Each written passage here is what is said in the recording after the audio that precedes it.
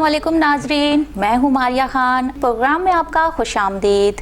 तो आज हम बात करें नाजरीन ऐसे कव्वाल की जो किसी तारुफ के मोहताज नहीं, वो अपना तारुफ आप हैं, जिनकी एक कव्वाली बहुत मशहूर है। ठीक है, मैं आपको बताती चलती हूँ। ताजदार हरम हो निगाह करम। तो जी जनाब, आप लोग जान गए होंगे कि मैं किन की बात कर रही हूँ और किन के साहबजादे हैं, चश्मो चिराग हैं। तो आइए चलते हैं उनकी जानिब, मिलवाती हूँ आपको शुमाइल मकबूल साबरी से। अस्सलाम वालेकुम। वालेकुम सलाम। कैसे हैं आप? अल्लाह का शुक्र, आप कैसे हैं? मैं ठीक ठाक, अल्लाह का करम। ये बताएं क्या चल रहा है आजकल आपकी ज़िंदगी में? जी, जो हमारा एक मिशन है अपने अब्बू के काम को आगे लेकर जाना, तो बस वही कर रहे हैं हम। अच्छा, तो आपने इसको मिशन का नाम दे दिया। कुछ मिशन है और हमारा काम जो है ये एक तबलीग है। हमारे वालिद साहब ने हमेशा एक बात कही कि बेटा इस काम को प्रोफेशन समझकर नहीं करना, तबलीग समझ के करना। सही। तो बस वही बात बस हम लेकर आगे चल रहे हैं। सही। और अभी आपने कहा कि एक कव्वाली उनकी मशहूर, एक नहीं है, बहुत सारे मशहूर हैं। हाँ बहुत है, लेकिन ये ज्यादा मशहूर है। ये हर बच्चा जिसको देख, यानी ये कव्वाली ऐसी है ना कि दिल को छू जाती है। बहुत अट्रैक्शन है इसमें कि बंदा जहाँ पे भी सुन रहा हो ना, दिल करता है बस सुनता ही रहे, झूमता ही रहे। तो इसलिए मैंने इसको बोला एक कव्वाली है। तो माशाल्लाह बहुत सारी, हाँ वो भी है, लेकिन इस पे आजकल न्यू जनरेशन का भी ज्यादा फोकस है। आप देखें जगह जगह कार में बज रही होती है, जगह जगह आप देखें क्या कहते हैं मिलाद वगैरह में बहुत चल रही होती है। और जैसे कि आतिफ असलम ने भी अभी ये कव्वाली जो है कोक स्टूडियो में पढ़ी है। तो ये है कि मैं आपसे, अब आतिफ असलम की बात निकल आई है तो चलें पहला सवाल यही कर लेती हूँ मैं आपसे कि जब कोक स्टूडियो में आतिफ असलम ने ये कव्वाली गाई तो आपसे क्या राइट्स लिए थे, पूछा था, परमिशन ली थी, या बगैर परमिशन के उन्होंने कोक स्टूडियो में जाके अपनी मर्जी से सिंग कर ली कव्वाली? देखिए, ये एक्चुअली कलाम जो है ये कॉपीराइटेड है और ये हमारे पाकिस्तान की एक कंपनी है EMI म्यूजिक, तो वो उनके कॉपीराइट्स होल्डर हैं और उन्होंने मेरे ख्याल से अमजद भाई से भी परमिशन ली थी। अच्छा, आई थिंक सो। तो हाँ, तो अमजद भाई उसको हयात थे तो अमजद भाई से ली थी। तो यानी आतिफ असलम ने परमिशन लेके सिंग करी है? मैं तो मतलब उनका तो कोई वो है ही नहीं ना, मतलब आतिफ असलम साहब एक आर्टिस्ट है। कोक स्टूडियो ने उन्हें हायर किया, उनको उनके पैसे दिए और अमजद भाई से परमिशन ली उन्होंने, बस ये है। सही। अच्छा, आप ये बताएं मुझे कि आपने किस एज में आप थे कि आप इस फील्ड में आए, कि आपने बोला मुझे अपने फादर की जो फील्ड है उसको आगे लेके चलना है और उसको और ज़्यादा मशहूर करना है और ज़्यादा मुझे अच्छा करना है, उस फील्ड में आकर अपने वालिद साहब का नाम रोशन करना है। तो आप कितनी उम्र में, कितनी एज के थे जो इस फील्ड में आए और आपने इस फील्ड में आके कौन सी कव्वाली पहली सिंग करी थी? जी, अच्छा सवाल किया आपने। एक्चुअली मैंने 8 साल की एज में पहली परफॉर्मेंस दी थी इन साउथ अफ्रीका। अच्छा। लेकिन वो बस ऐसे एक शौक था। सही है, मतलब शौक ही शौक में मैं माशाल्लाह से मतलब ऑल ओवर द वर्ल्ड घूम चुका हूँ अपने वालिद साहब के साथ। पर उस वक्त मैंने एज अ प्रोफेशनल स्टार्ट नहीं लिया था। जब मेरे वालिद साहब का इंतकाल हुआ उसके बाद मैंने फिर ये काम प्रोफेशनल लिया और अच्छा। अब माशाल्लाह से लोग मुझे अप्रिशिएट कर रहे हैं। और इंटरनेशनल भी करता हूँ टूर्स और अल्हम्दुलिल्लाह उनके काम को लेकर चल रहा हूँ। तो 8 साल की उम्र में जो आपने पहली कव्वाली गाई, वो हम चाहते हैं कि हमारे जितने नाज़रीन आपको देख रहे हैं उनको पता चलना चाहिए कि आपने बच्चों वाली आवाज़ में, और जब तो आपकी बच्चों जैसी आवाज़ ही होगी, अब तो आपकी आवाज़ बड़ी हो गई है, तो वो जो आपने कव्वाली गाई थी, तो मैं चाहती हूँ वो जितने भी नाज़रीन उनको पता चले कि जी शुमाइल मकबूल साबरी जो 8 साल की उम्र में छोटे बच्चे थे, उन्होंने पहली कव्वाली कौन सी गाई थी और अब वो बड़े होके उस कव्वाली को दोबारा गा रहे हैं। तो मैं चाहती हूँ हमारे सारे नाज़रीन देखें, तो आप वो थोड़ी सी हमारे नाज़रीन के लिए सिंग करें। एक्चुअली उस टाइम पर मैंने कोई कव्वाली नहीं गाई थी, इंडियन सॉन्ग गाया था। वो आमिर खान साहब की फिल्म थी, वो दिल है कि मानता नहीं तो वो मैं अपना अफ्रीका में गई थी और बहुत मुझे एप्रिसिएशन मिली थी। तो फिर आपने प्रॉपर अपने वालिद साहब की कव्वाली जो थी कौन सी थी जो आपने प्रॉपर एज में आपने गाना शुरू किया, स्टार्ट किया? मेरी एक वीडियो आई थी जब मेरे वालिद साहब हयात थे, या मुस्तफ़ा। हाँ, सुना है मैंने। या मुस्तफ़ा या मुस्तफ़ा, वो भी मेरे अब्बू का कलाम था। तो वो वहाँ से मैंने स्टार्ट लिया था और अच्छा। मैंने अपने अब्बू को मैंने पहले बार ये शो कराया था कि मैंने ये बनाई वीडियो, तो बेहद खुश हुए थे वो। अच्छा। और वो मेरे ख्याल से मेट्रो वन से भी आई थी वो रमजानों में। हाँ हाँ। I think so. जी, तो वो जी। मेरा पहला अच्छा, वो पहला था आपका। पहला था। ठीक है। तो अभी आप मुझे ये बताएं कि घर की तरफ से होता है ना कि अगर कोई बच्चा कोई गुण अपनाता है तो घर वाले बोलते हैं नहीं अभी पढ़ाई की तरफ तवज्जो दो, ये नहीं करना वो नहीं करना, अभी सिर्फ पढ़ाई पे फोकस दो। तो ऐसा कुछ घर में पेरेंट्स ने किया था या नहीं? आप बिल्कुल क्या था, और हम मतलब अलाउड भी नहीं थे। अच्छा। यानी एक मतलब एज में यानी एक एज होती है हर चीज़ की। और जब मेरी एजुकेशन, जब मैंने ग्रेजुएशन कर लिया, उसके बाद अब्बू ने फिर कहा कि अगर तुम्हें शौक है तो तुम आ जाओ, वरना मतलब आपका जो भी शौक है किसी और फील्ड के अंदर तो एज यू विश। उन्होंने यानी उन्होंने हम पे कोई पाबंदी नहीं जबरदस्ती नहीं लगाई। करी कि जो आपका शौक है आप वो करो। अच्छा, आपने बहुत जगह जगह गाया होगा माशाल्लाह जी, से, जी। पूरी दुनिया में आप मशहूर हैं, आपकी कवालियाँ मशहूर हैं, आपके फादर की कवालियाँ मशहूर हैं। तो ये बताएं सबसे ज़्यादा आपको कहाँ पे मज़ा आया और क्राउड कहाँ पे था? ऐसी कोई जगह होती है ना ख़ास कि बंदा बोलता है नहीं, उसके माइंड में रहता है कि यहाँ क्राउड अच्छा था, मुझे यहीं दोबारा जाना चाहिए, यहीं मुझे बहुत प्यार मोहब्बत मिली। तो कोई एक ख़ास जगह होती है हर बंदे के। वैसे तो मैंने इंडिया में भी किया है परफॉर्म, दुबई में भी किया है, अबू धाबी में भी किया है, मॉरिशस में भी किया है, अफ्रीका में भी किया है। सो आई थिंक अफ्रीका में ज़्यादा बेस्ट है। ज़्यादा बेस्ट है, और अपना इंडिया में भी है। तो वहाँ पे आपको अफ्रीका में ज़्यादा बेस्ट क्या लगा? क्राउड अच्छा लगा, मोहब्बत वहाँ की अच्छी लगी? बट एंड क्राउड हमारे वाले साहब को बहुत यानी वो मानते हैं और उनकी बहुत बेहद रिस्पेक्ट करते हैं। पाकिस्तान में भी अच्छा है, ऐसी बात नहीं है। यहाँ के लोग भी बहुत इज्जत करते हैं, एहतराम करते हैं। तो लेकिन वो बात ये ना कि मेरा वहाँ से कुछ गहरा ताल्लुक है। और अगर मैं वो सवाल करूं कि क्या गहरा ताल्लुक, तो आप बताना पसंद करेंगे? जी बिल्कुल, ऑफ कोर्स, क्योंकि मेरी वालदा जो है वो असल में साउथ अफ्रीकन है। अच्छा अच्छा।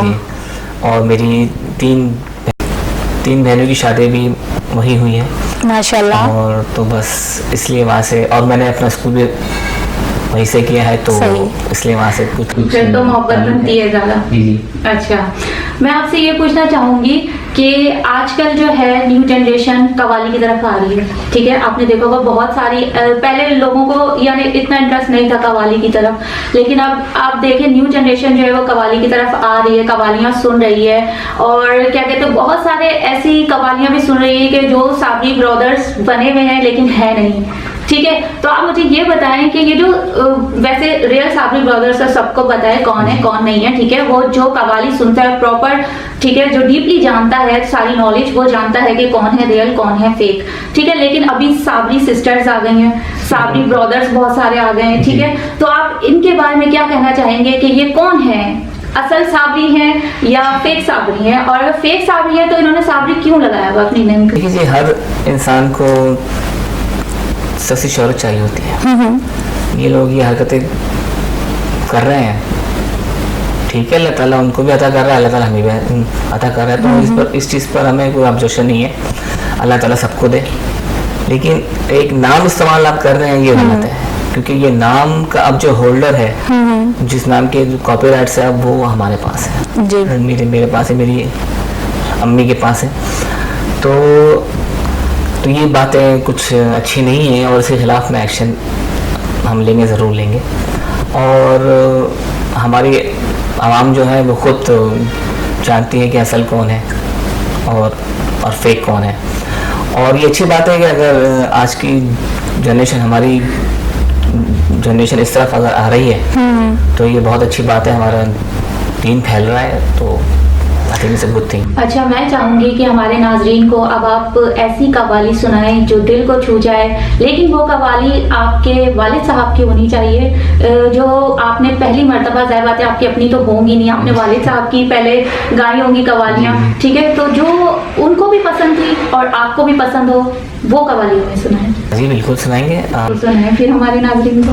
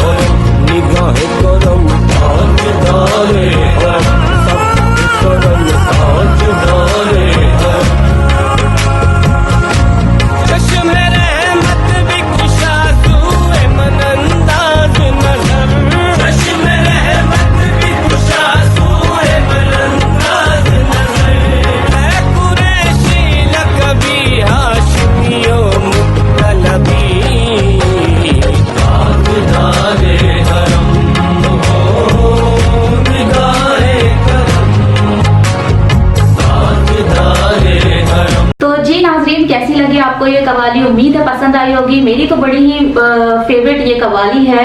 तो अभी शुमाइल मकबूल साबरी हमारे साथ हैं, चलिए इनसे और मजे मजे की चिटचैट और गपशप करते हैं, मजे मजे की बातें, इनके बचपन की बातें। तो जी अब आते हैं आपके बचपन की तरफ। तो ये बताइए कि बचपन में आप शरारती थे? बचपना तो अभी तक है मतलब अभी मैं यानी मतलब अनमैरिड हूँ, अभी शादी भी नहीं हुई है और इतनी एज ही नहीं है। नहीं तो आपने कह दिया अनमैरिड हूँ, तो अनमैरिड बच्चे होते हैं। अब ऐसा नहीं बोले, सारे लोग जितने भी बड़े बड़े एज के भी है ना। नहीं आपने माँ बाप के लिए नहीं बोला, आपने बोला मैं अभी बच्चा ही हूँ, अनमैरिड ऐसे मतलब होता है ना कि जब तक आपकी शादी नहीं होती आप छड़े छाड़ कहलाते हो। अच्छा। तो अभी मतलब हमारी एज भी मतलब अभी इतनी नहीं है, तो ये है कि अभी वही टाइम चल रहा है, लेकिन मेरी वालिदा देख रही हैं। अच्छा, तो ये बताएं कि बचपन में सब बहन भाई जो है माँ बाप के बहुत लाडले होते हैं, ठीक है, जेलसी भी होती है, इसको ज्यादा मोहब्बत मिल रही है, मुझे कम मिल रही है, ऐसा कुछ आपके साथ हुआ? नहीं, एक्चुअली ऐसा तो आज तक मतलब हुआ नहीं, क्योंकि मैं सिर्फ एक ही था। अच्छा, भाइयों में एक ही था। अच्छा। बेटों में एक ही था, मतलब इकलौता था मैं, तो मेरी हर ख्वाहिश पूरी होती थी और आज तक होती है। मेरे वाला जो मतलब जो मुझे चाहिए। तो ज़्यादा इकलौता लाडला होता है, फिर बहनों के भी आप लाडते होंगे जी। ठीक। अच्छा, जब आप स्कूल लाइफ में थे, ठीक है, जब आप स्कूल जाते थे तो जाहिर बात है आपके फादर एक बहुत बड़ा नाम, बहुत बड़ी हस्ती, तो हर कोई उनको जानता है। तो स्कूल में जब आप जाते थे तो आपको कैसा फील होता था कि आपको सब बोलते होंगे कि आप इतने बड़े कवाल के बेटे हैं, और आपको किस तरह लगता? आप एटीट्यूड में जाते थे या नॉर्मली जाते थे? होता है ना भरम एटीट्यूड, कि मैं बहुत बड़े कवाल का बेटा हूँ, एक भरम होते हैं लोगों। एक्चुअली हमारे अंदर ऐसी कोई बात नहीं है। अल्लाह बख्शे हमारे अमजद भाई भी, उनका भी इतना बड़ा नाम हो गया था, लेकिन बहुत इतनी उनमें आजिज़ी थी, और हमारे अंदर भी वही बात है, हमारे ख़ानदान में ये चीज़ें नहीं हैं। हाँ, लेकिन अब बचपने की बात आप कर रही हैं तो उस वक्त मतलब इतने हमें मतलब अकल ही नहीं थी कि हमारे वालिद साहब इतने बड़े स्टार हैं। और बस ये है कि जो एक नॉर्मल स्कूल होता है, तो यानी मैं यहाँ पर 4 क्लास तक पढ़ा हूँ, उसके बाद मैंने मतलब अफ्रीका में पढ़ा है, केप टाउन में। तो वहाँ तो उन चीज़ों का कुछ यानी वो तो बस सारे मतलब अंग्रेज़ लोग होते हैं, उनके बीच में मैंने एजुकेशन हासिल की, तो उनको तो इस चीज़ के बारे में मतलब इल्म ही नहीं है कि कव्वाली क्या होती है। और जो मतलब जो इंडियंस लोग थे वहाँ पे, जो पाकिस्तानी कुछ लोग थे, तो वो मुझसे वाकिफ़ थे कि मैं कौन था, और बहुत एहतराम करते थे कि आप इतने बड़े उस्ताद की मतलब औलाद हैं, और बहुत मतलब एहतराम करते थे वो। जी नाज़रीन, शुमाइल मकबूल साहब भी हमारे साथ हैं। मिलते हैं एक छोटे से ब्रेक के बाद, तो जाएगा कहीं नहीं, हमारे साथ रहिए। OPTV, आपका अपना चैनल। वेलकम बैक नाज़रीन, हम वापस आ चुके हैं और हमारे साथ आज हैं शुमाइल मकबूल साबरी। तो चलिए वापस उनकी जानिब चलते हैं और बातचीत का सिलसिला जारी करते हैं। अच्छा, आप मुझे ये बताएं कि अभी आप क्या कर रहे हैं, कौन से एल्बम पे वर्क कर रहे हैं, कौन सी कवाली आपकी नई आने वाली है? अभी मैंने हाल ही में करी एक और कवाली, ख्वाजा पिया, अच्छा, जो आजकल बहुत चल रही है सोशल मीडिया पे, तो वो भी मैं आपके खिदमत में पेश करूंगा। जी जी बिल्कुल। जब मैं अपने प्रोग्राम की एंडिंग करूंगी तो मैं चाहूंगी कि आप यही कवाली हमें सुनाएं, ठीक है, इख्तिताम पे। अच्छा, आप ये बताएं, जो नई जनरेशन में बच्चे हैं वो कवालियां सीख रहे हैं, ठीक है, कुछ को शौक है कवालियों का, कुछ को शौक है गानों का, अपनी अपनी शौक है। तो ये है कि जिनको कवालियों का शौक है उनके लिए आप क्या मैसेज देना चाहेंगे नई जनरेशन के लिए, और एक उनके लिए मैसेज और एक हमारी सारी आवाम के लिए एक अच्छा सा मैसेज? हाँ जी, उनके लिए तो यही मैं कहूँगा कि अगर आपको शौक है कव्वाली का तो अच्छी बात है, लेकिन आप इसे सीखें पहले किसी अच्छे उस्ताद से, आप यानी मतलब इसका इल्म हासिल करें। हम भी करते हैं, आज तक कर रहे हैं, और मेरे उस्ताद हैं, मैं उनके पास हफ्ते में 4 दिन जाता हूँ। सही। और मैंने अपने अब्बू से भी मतलब इल्म हासिल किया है, तो इसके लिए इल्म हासिल करना बहुत इम्पोर्टेंट है। बेशक। और ये कि पहले तो मैं यही एडवाइस दूंगा कि पहले आप एजुकेशन हासिल करें, एक अच्छी एजुकेशन हासिल करें, क्योंकि इस फील्ड कोई सी भी हो उसके लिए उसमें एजुकेशन का होना बेहद इम्पोर्टेंट है। और मेरा पैगाम तो मैं बस यही कहूँगा अपनी आवाम से कि हमारा पैगाम है मोहब्बत जहाँ तक पहुँचे, और जो प्यार मोहब्बत आपने हमारे वालिद साहब को दिया, हमारे ताया जान को दिया, अमजद भाई को दिया, वही प्यार मोहब्बत आप हमें भी दीजिए। बस यही मेरी उनसे दरख्वास्त है। बहुत अच्छा मैसेज है। अच्छा, अब जाते जाते जो आपने अभी कलाम बोला कि अभी बहुत मशहूर हो रहा है, तो वो आप हमें सुनाइएगा, और आपका बहुत बहुत शुक्रिया। और ये बात मैं अपनी आवाम से कहना चाहूँगा कि ये कलाम मैंने खुद लिखा भी है, कंपोज भी किया है और गाया भी है। ठीक है, शुमाइल मकबूल साबरी, आपका बहुत बहुत शुक्रिया कि आपने अपना कीमती टाइम निकाला, हमारे प्रोग्राम में आए और हमारे शो को 4 चांद लगाए, ठीक है। Thank you. तो इसी के साथ नाज़रीन, उम्मीद है आपको ये छोटी सी गपशप हमारी शुमाइल मकबूल साबरी के साथ बहुत पसंद आई होगी। अपने कमेंट्स से मुझे आगाह कीजिए, वीडियो को ज़्यादा से ज़्यादा शेयर कीजिए, लाइक कीजिए, कमेंट्स कीजिए, और तब तक के लिए रखिएगा अपना ख्याल। मारिया खान को दीजिए इजाज़त। अल्लाह निगहबान। ख्वाजा तेरी नगरी में आया हूँ फकीराना,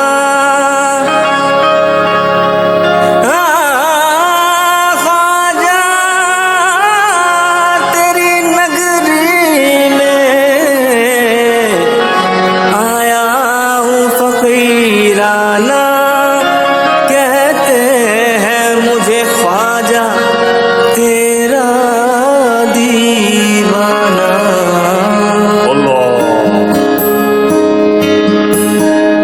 तेरा करम मेरे ख्वाजा पिया हो, तेरा करम मेरे ख्वाजा पिया, तेरा करम मेरे ख्वाजा पिया हो, तेरा करम मेरे ख्वाजा पिया।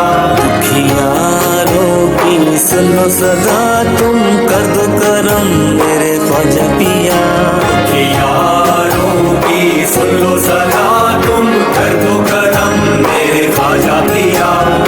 तेरा करम मेरे ख्वाजा पिया हो, तेरा करम मेरे ख्वाजा पिया।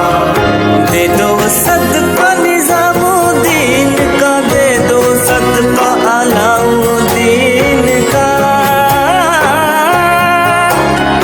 दे दो सदका निजामुद्दीन का, दे दो सदका अलाउद्दीन का।